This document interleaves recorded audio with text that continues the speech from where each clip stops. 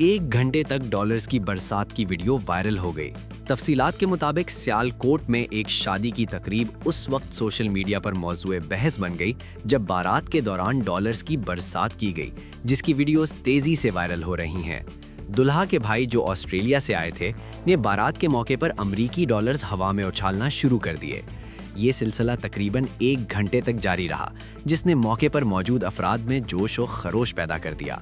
Videos में देखा जा सकता है कि शहरी बड़ी तादाद में शादी हॉल के बाहर जमा हो गए और डॉलर्स समेटने की कोशिश करते रहे। कुछ अफराद तो बाकायदा जाल यानी नेट लेकर भी पहुंच गए ताकि ज़्यादा से ज़्यादा रकम हासिल की जा सके। ऐनी शाहिदीन के मुताबिक जैसे ही इस वाक़े की खबर फैली, मज़ीद लोग भी मौके पर पहुंच गए, जिससे वहां एक हुजूम की सी कैफियत पैदा हो गई।